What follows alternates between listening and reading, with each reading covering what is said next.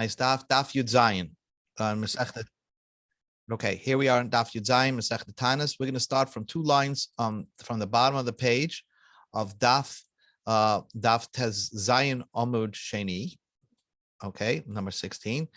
And let's just a very simple, very easy daf. It's going to go very quickly tonight. So the Gemara said, and interesting, the Mishnah said that on a fast day, they would add 6 brachos, okay? 6 brachos between Goyal Yisrael and Rafa'enu. Like they interrupt the Shemoneh Esrei. The Chazan interrupts the Shemoneh Esrei and adds 6 different brachos.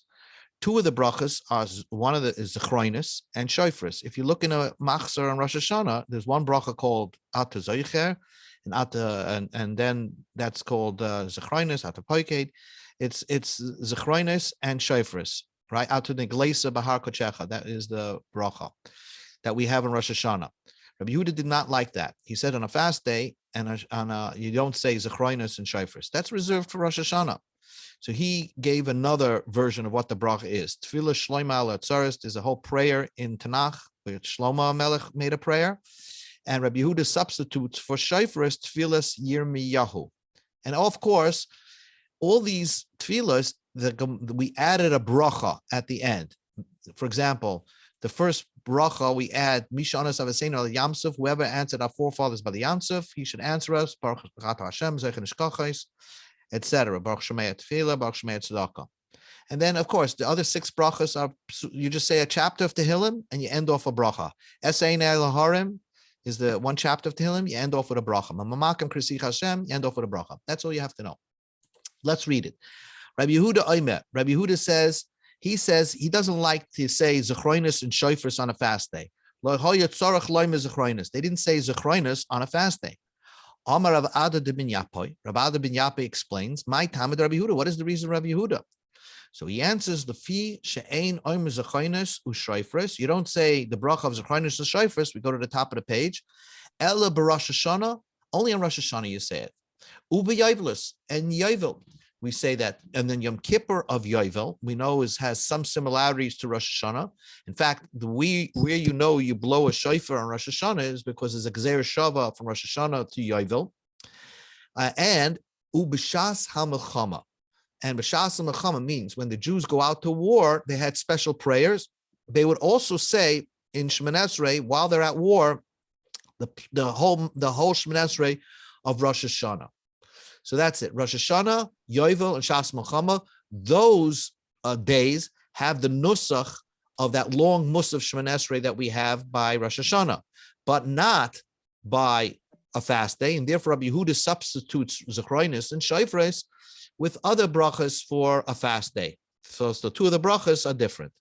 I want to point out to you something very important that about Rashi in Masechet Taanis. Rashi, for example, will say the reason there are people that say that the person that's over here written on the side is not really Rashi. I don't know if you heard that the Rashi in Masechet Taanis is not really Rashi, and you see it a lot because Rashi will say over here, for example, we just learned the Gemara that says B'shas Melchama. During the Melchama wars, they would say the Shemoneh Esrei of Malchus, Zechroinus, and Shofris. And Rashi says, "V'yadina menamis parish." I have no idea where this comes from. Where do you say it from? Where do you know from Shas Melchama you say Malchus, Zechroinus, Shofris? And then all through Rashi on this page, Kach Shemati. This is what I heard. Kach Shemati. This is what I heard. Kach Shemati. This is what I heard. A different language, a different style of Rashi you find in Rosh Hashanah. So some were based on the Chidah, who wrote a book, Shem HaGedolim, which is a biography of different of Rishonim, Achronim, and from many generations before. And he suggests that the Rashi that we find in Masechet Taanis is not from Rashi. Anyway, Al Rishonim, the first bracha, Hutana Mishanas Avram Avinu. Tana we learned in a brisa. Yesh machlif in Tza'aka le'Eliyahu utfila l'Shmuel. What this means like this. Look at the bracha over here. You end off the bracha, the third bracha, right where my pointer is. Mishan es Shmuel b'mitzvah. You end off Baruch Atah Hashem Shomea Tza'aka. The next bracha, bracha number 4, is Misha Ana es Eliyahu, the one that answered Eliyahu Navi. You end off that bracha, Baruch Atah Hashem Shomea Tefillah. So some people, that's in our Mishnah. So some people reverse it. They say that the Shmuel bracha should end with Shemea Tefillah, and the Eliyahu bracha should end that God hears tza'aka. Our God hears our cry. So let's read it inside. Tana, we learned in a brayso. Yesh machalifin tza'aka leEliyahu. Some reverse the language of our Mishnah and put the word tza'aka, our cries. We thank Hashem for listening to our cries by the bracha of Eliyahu Hanavi. Utfila, and when we thank Hashem for listening to our prayers, we refer that as l'Shmuel. Whoever answered Shmuel, Baruch Ato Hashem, he should listen to our prayer.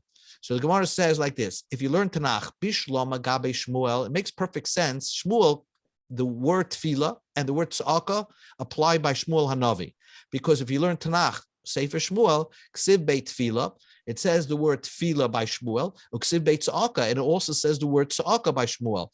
In Shmuel, it says, I'm going to pray for you, and then it says another pasuk, Vayizak Hashem El Hashem Kol Halayla, and that's crying. So therefore, that language of tza'aka and tefillah both apply by Shmuel Hanavi. Elegab Eliyahu, by Eliyahu Hanavi, if you learn Malachim, right, where you learn all about Eliyahu, it says tefillah ksiv. It only says the word tefillah in when it discusses Eliyahu Navi. Tza'aka like ksiv. We don't find a pasuk that uses the word tza'aka by Eliyahu Navi. So how do you switch it and say Baruch Ato Hashem Shmei Tza'aka when we're referring to Eliyahu Navi, when in Tanakh you don't even find the word tza'aka in reference to Eliyahu Navi? Answers the Gemara, Anenu Hashem Anenu, Loshen Tza'akahi. That is an expression that Eliyahu Navi used. And when Eliyahu Navi had a debate against the false prophets, Nevi'e Habal, he said to Hashem, Anenu, Hashem, Anenu. Answer me, God, answer me. So when you say things with intensity and you're saying it twice, that's Lashon Tza'aka. That's a type of prayer that's a cry out. So even though it doesn't say the word Tza'aka, but it says it uses a type of prayer which is referred to as tza'aka. Therefore, the word tza'aka could also apply by Eliyahu Navi. Then the Gemara says, the Mishnah says, let's go back into the Mishnah. The sixth bracha is we say, God who answered Yonah Hanavi in the fish, he should answer us. Baruch Ato Hashem Ha'inu Be'Sara. The final bracha is David HaMelech. Mishanas David Shlomo B'nai Yerushalayim. Whoever answered David and Shlomo his son by Jerusalem. And Baruch Ato Hashem Hamrachem Al Haaretz, God who has mercy on the earth, basically. Now, if you look at the order, which in history, who comes first, David or Yonah? Obviously, David and Shlomo come before Yonah. Yonah came much later during the 10 tribes. So the Gemara asks the Gemara's question. Al Shishis Uayim Moishanas Yonah. Al Shiviyas in the 7th bracha, you say Mishanas David. Michte, let us see. Yonah. The Yonah Navi, Basa David and Shlomo Hava. In history, Yonah appeared after David and Shlomo. My Tama Magdim Leberesha. Why is the bracha that references Yonah Navi come before the bracha that references David HaMelech and Shlomo? And for the Gemara, Mishum de Boile Michtam, we want to end the final bracha they want to end is Baruch Merachem Al Haaretz, God who has mercy Al Haaretz on the earth, which Haaretz refers to Eretz Yisrael, and David and Shlomo were the ones that built the Beis HaMikdash. They built up Eretz Yisrael. They built up Yerushalayim. Therefore, that is the final bracha that we want to conclude with, that Hashem should bring rain. So therefore, although chronologically Yonah comes after David and Shlomo, but David and Shlomo is like the end off of the bracha. So we want to end off with referencing David and Shlomo, and we want to end off the bracha Baruch Merachem Al Haaretz, God who has mercy on the land, on the land, and will bring rain. Tana, we learned in a brayso, Mishum Smachos Amri, he says that the last bracha did not end Baruch Merachem Al Haaretz. It's a funny way to end off, but he says we thank Hashem Baruch Mashpil Haramim, Hashem who humbles the arrogant. Basically, we're thanking Hashem, so to speak, for not bringing rain, because that brings all the arrogant people basically to their needs, because everybody needs rain, and therefore we thank Hashem for the problem. And this also brought the high haughty people and everybody who feels a little haughty to do tshuva. And that's how we end off. So that's how Sumchas ended off, that final thing that we say, Baruch Atah Hashem Rachem Haaretz. No, he says, Baruch Atah Hashem, Mashpil, God who humbles, Haramim, the haughty. It's, it's a funny thing when things go wrong for a person, the opposite thing is to say, thank you, Hashem, for bringing this problem to me, because that leads me to humility to do tshuva. And that's how we end off with this brachas. Shalish Tanis Rishonis, the first 3 Tanis, when they started fasting, Monday, Thursday, Monday, Anshe Mishram is Anim V'loy Mashlimin. The people who work in the Beis HaMikdash would fast and then not complete the fast. Let's just review 2 terms. One term is called Anshe Mishmar. The Mishmar is the family of Kahanim. We've seen this before. If you take all the Kahanim of the Jewish people, they've broken down into 24 different families. Those are called Mishmaras. And every week, one family served in the Beis HaMikdash. And then after 24 weeks, they start the rotation again. That's called a Mishmar. Within a Mishmar, there's something called a Beis Av, one family within that family, a subgroup.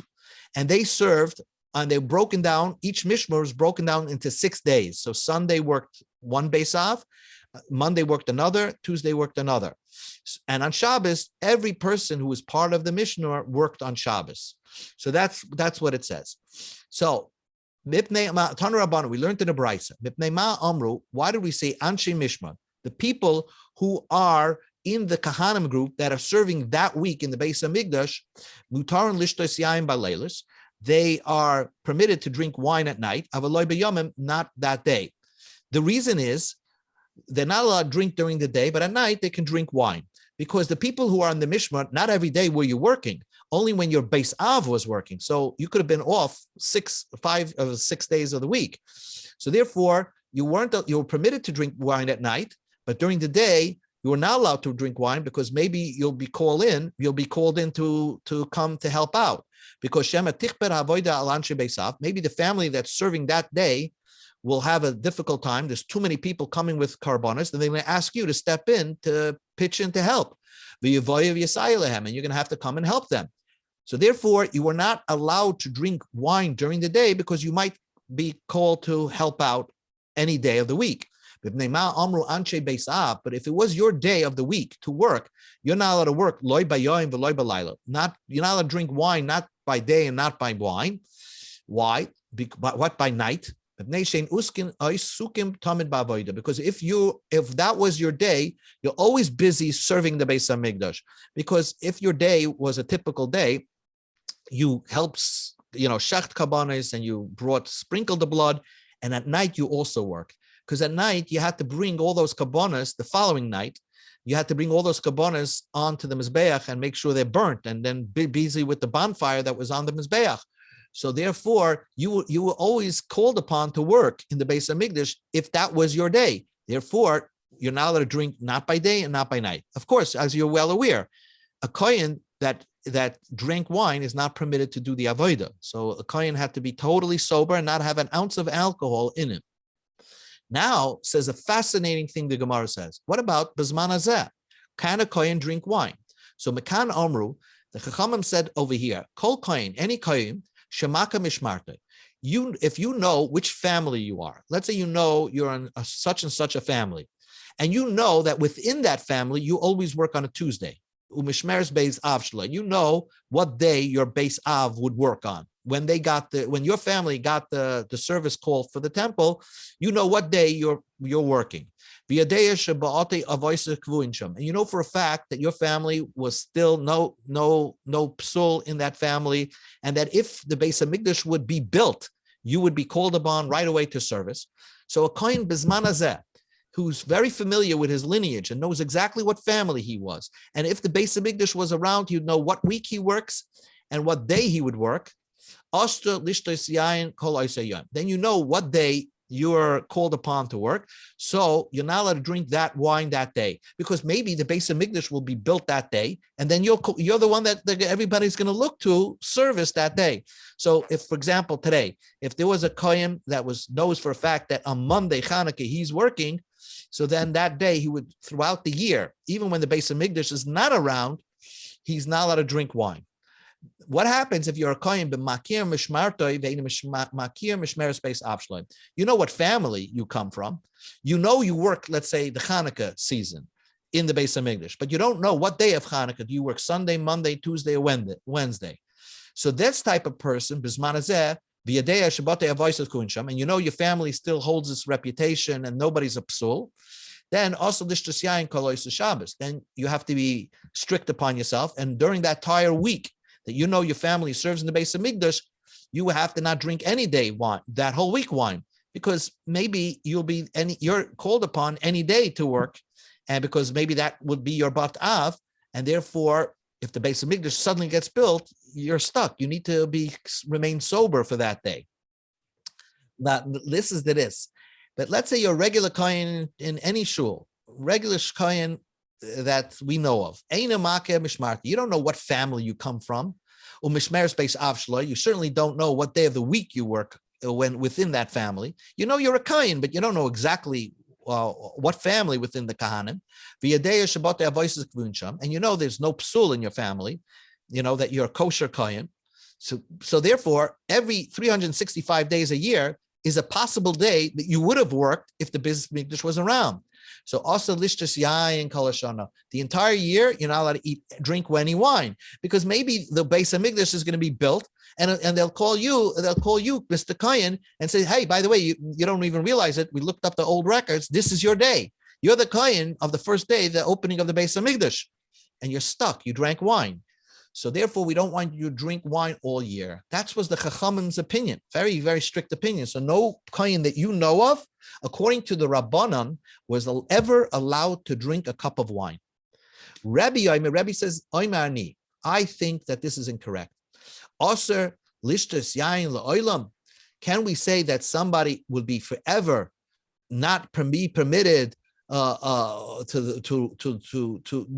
kohen can drink wine forever, because every kohen, even if you know the exact family and the exact bat av, maybe they'll switch the system when the Beis Hamikdash is built. Maybe they're going to just mix it up all together and draw a lottery and start over again.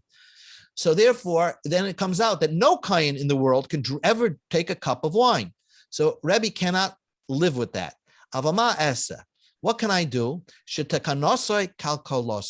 fact is, in order to fix up that the Kahanim could be able to drink wine, is only because nobody ever believes that the Beis Hamikdash is going to be built tomorrow.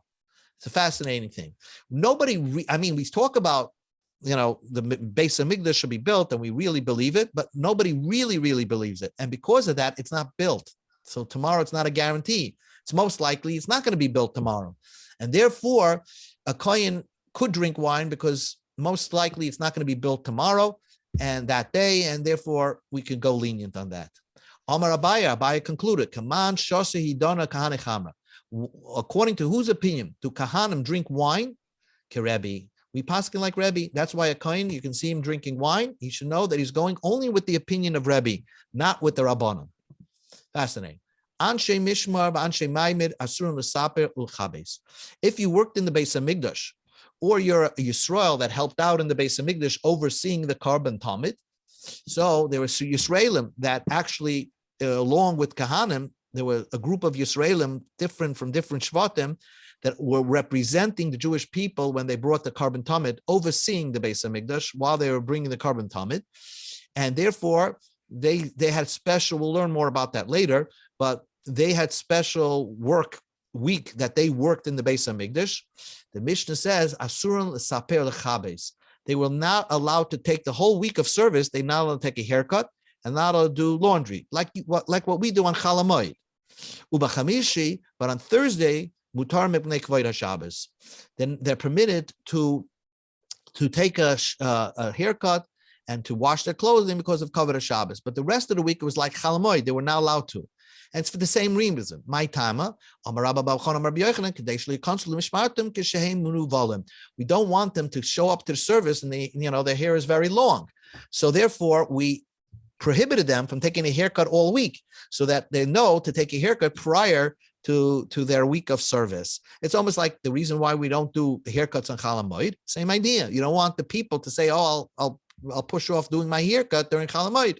So therefore, the Chachamim asked a person taking haircut on Chalamoidin, this is the same idea. If you work in the base of Mikdash, that week you are not allowed to take a haircut or go do your clothing. Tana Rabbanan. Now we talk about the haircut situation, and that will take us to the end of the daf.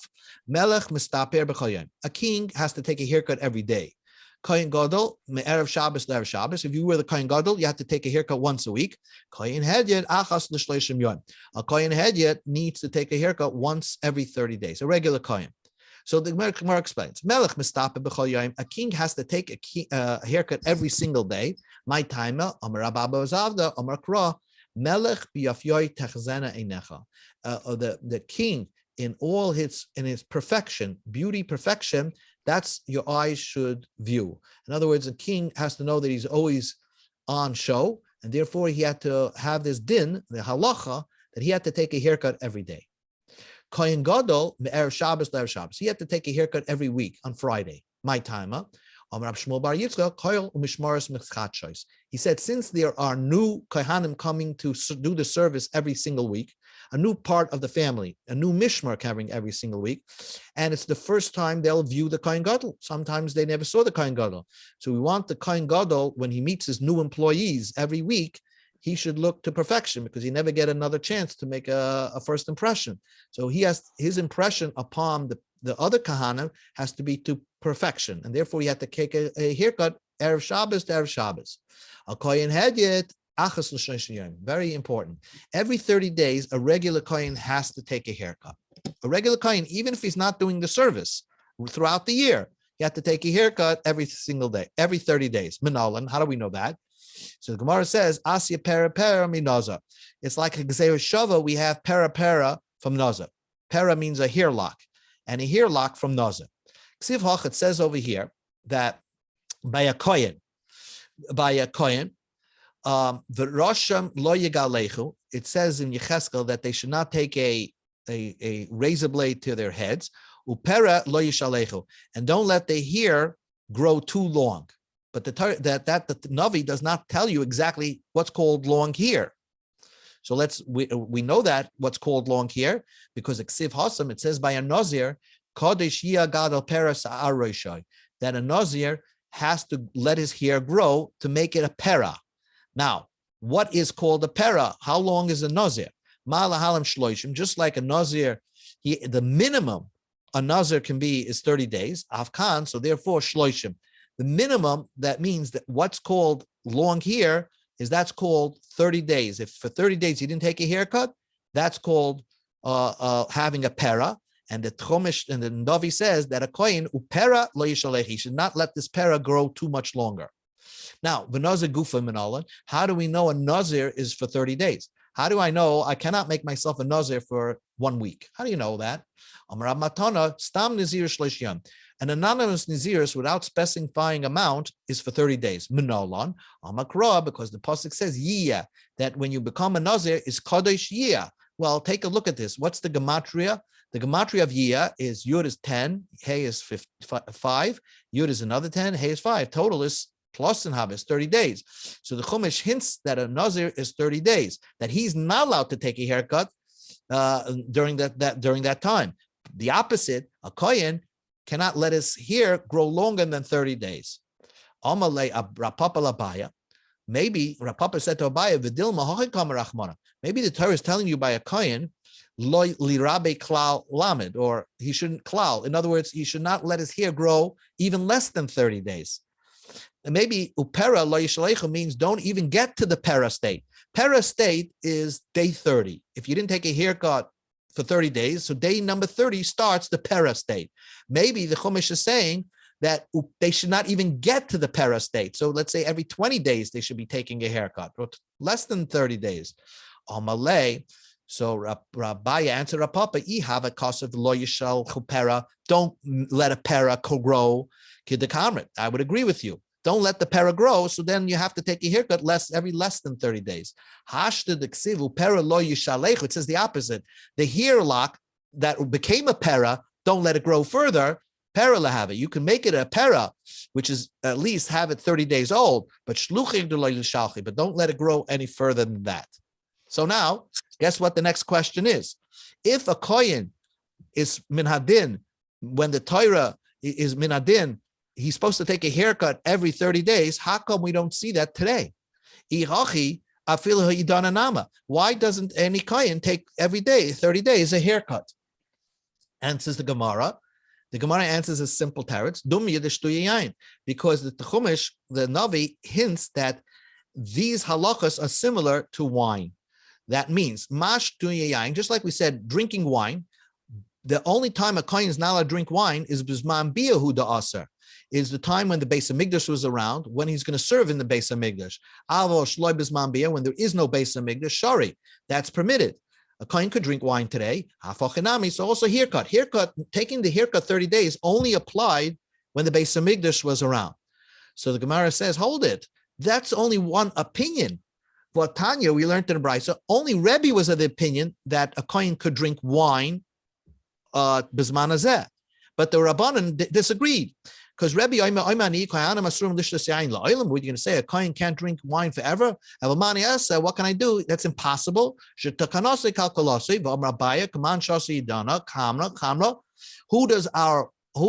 do we follow that Kahanim drink wine? Is we go to Amid Beis, Kerebi. Rebbe holds that the Kahanim could drink wine bizman hazeh. Miklal, we can imply the Rabbanan Asri, that Rabbanan will hold that even bizman hazeh, even today, a kohen is not allowed to drink wine. If so, according to Rabbanan, if the kohen is not allowed to drink wine, a kohen must take a haircut once every 30 days, according to Rabbanan.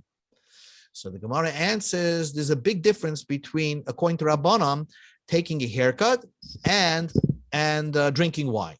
And you can probably answer this teretz yourself. My Tama. What's the reason why they can't drink wine?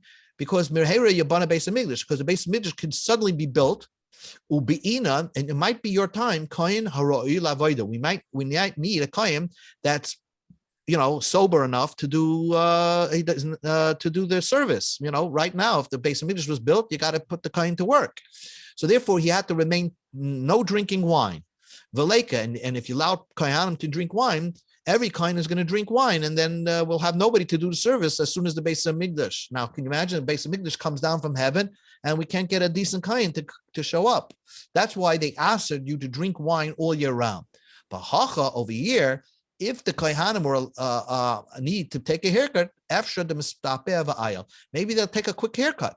They'll go to Sal or Mel on Central Avenue and get a quick haircut. So it's easily to get rid of the problem of not having a haircut. So they can get rid of that problem when the Beis Hamikdash was built suddenly.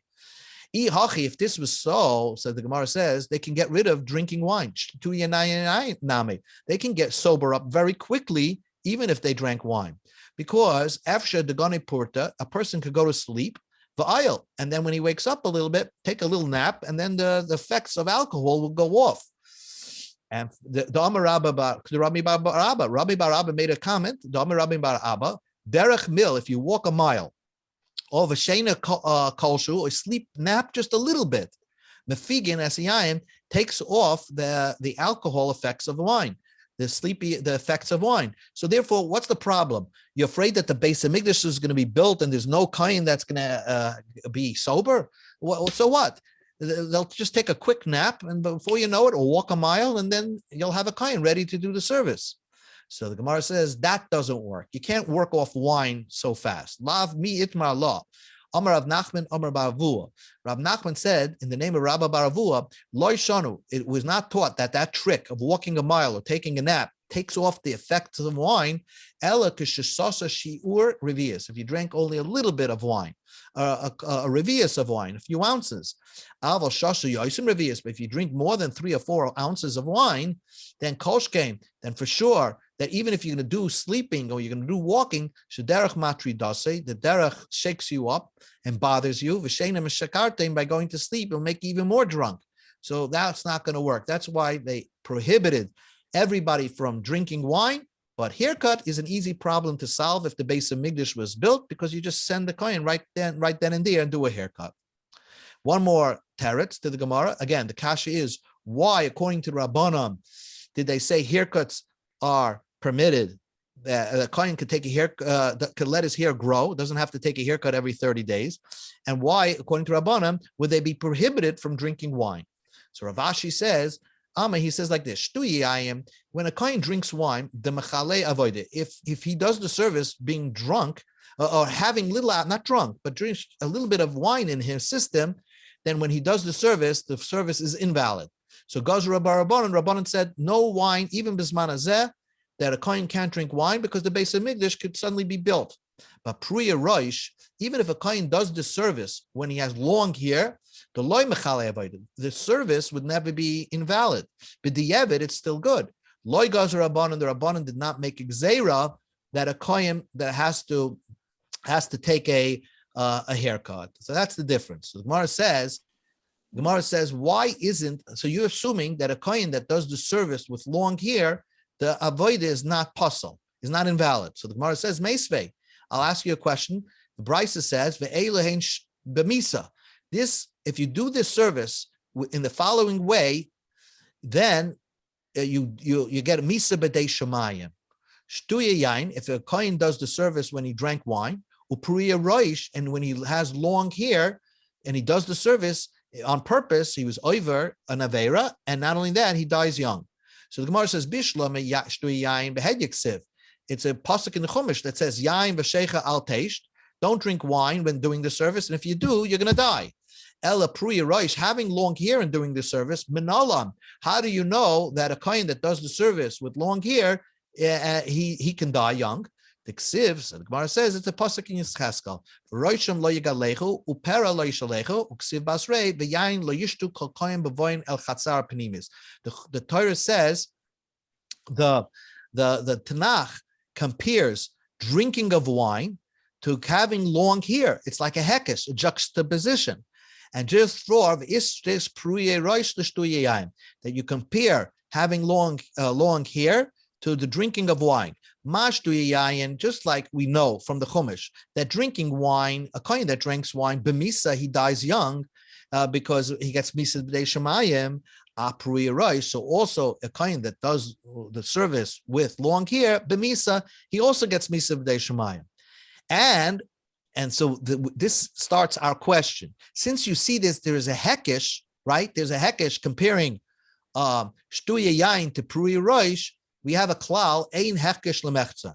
When you compare something, it's going all the way. And therefore, minah, imash shtuya yain, just like when a kohen that drank wine, the mechale avoida, the service is invalid. Pruya roish must be when you do service with long hair, the Michali avoided that the service is invalid. And therefore, your Teretz Rav Ashi that says Pruya Roish doesn't invalid service, we see from this Brisa that since there's a Hekesh, there must be that Shtuya Yayim and Pruya Roish both are invalid service. And the Gemara, in our Gemara, it has a Teretz, but we don't go by that Teretz because Ein Hekesh Lemechza. And it's a difficult question. Rav Ashi's Teretz is put away. One more point, and that will end. Amalei Ravina Ravashi. Ravina said to Rashi, Ravashi, we just learned in the Tanakh that Pruye Roish, a kohen that does the service with long hair, he gets Misa B'dei Shemayim. And that we only find that out only when you learn Yecheskel. So, but it's not written in the Chumash. So the Gemara's question is, so Makamed Asi Yecheskel Man Amra. Before we had the book of Yecheskel, how did we know that a kohen that does the service with long hair, how did we know he gets Misa B'dei Shemayim? Amalei, so Ravashi answered Ravina, Ultamech, according to your reason, Hada Amar Rav Chizda. Rav Chizda made a statement. There's certain things that we learned from Navi. The following halacha we did not learn in the Chumash, but medivrei Kabbalah lamanu. We learn it from the Navi. We learn it from Yecheskel. In Yecheskel it says, Kol beinechar erel lev erel basar lo yovei el mikdashi. If a kohen did not have a bris milah, he cannot go into the base of Mikdash, and he would also get Misa B'dei Shemayim if he does the service. If a kohen doesn't have a bris milah, so that only says it in the Navi. But prior to that, prior to the revelation of the book of Yecheskel, Man Amra, how did we find in the Chumash that somebody who doesn't have a bris milah cannot do the service? Ella, you must say the following idea, that usually these type of things are like Torah Shabbal Peh, Gemara Gemira law. We have a tradition that a kohen that's an aral, non-circumcised, cannot do the service. And Yecheskel wrote it into his navi. So therefore, it's written in navi. Hachinami, the same idea by having a kohen having long hair. Really, it's Gemara Gemirla. We know it without Yecheskel. I would know somehow a tradition from Moshe Rabbeinu's word of mouth that a Pruya Rosh, someone with long hair, would get Misa B'dei Shemayim if he does the service. But when you learn Sefer Yecheskel, he wrote it down in a real pasuk. So this is where we will stop today. Okay. Excellent. Very nice. Okay, very interesting how the Beis Hamikdash could come down in a second, a very Lubavitch Daf, but the old like Rebbe, and that's not true. Right. Isn't this Gemara Raya that Beis Hamikdash can't be rebuilt on Shabbos or Yantif? Because otherwise the Gemara would have answered, you need a haircut because maybe the Beis Hamikdash will be built on Shabbos and Yantif, and you can't run to get a haircut on Shabbos and Yantif. So that's why I said Sal. Wine. I said Sal. Sal have a Amir Lanachri. Amir Lanachri would be. That's why I said Sal or Mel. Those are the two Italian barbers still around in Lawrence. They also say that they can drink wine on Shabbos. Because the Beis Hamikdash, well, if the Beis Hamikdash was built right, they could drink wine on Shabbos if it couldn't come on Shabbos. Right, but let's say it's built like Friday afternoon, right before Shabbos. So right. So, but I'm talking about Shabbos. Once Shabbos starts, they would say they could drink wine. Yes. I and guess it doesn't say that. Right. So I guess they felt that if they allowed you one day to drink wine, you might drink wine all the days. So they, according to Rabbanan, a kohen should never drink wine. According to Rabbanan, yes. Obviously, we don't hold that. Right, because that's where Abaya said, come on, why do we see Kohanim drinking wine? Because we paskin like Rebbe. Yeah, but you also have to know your base av. The condition for all this is you have to at least know what your base av is. No, just the opposite. If you don't know your base av, then every day could be potentially your day, so you're also the whole year. If you know your base av, you know you work on Monday Hanukkah, so then only that day. Other days are okay. Then the other days are okay. But Rebbe said, who says that order is going to remain today? Maybe when the Beis Hamikdash is going to be built, they're going to redo the whole order. So even if you hold like that, every kohen should be usher. So that's why Rebbe said this whole thing makes no sense. Because I was learning the Gemara. Eino makim shmart v'shmeres beis avshlo v'yodea shebate avosa of kivun sham. That vate avosa of kivun sham means that you know that your family is still kosher. Some parts of families were like, for whatever reason, excommunicated, and they're not they were not supposed to. Look at the Rashi about the Rebbe Oymani, and you'll see. Okay, very good. Very good. Okay. Very good. Okay.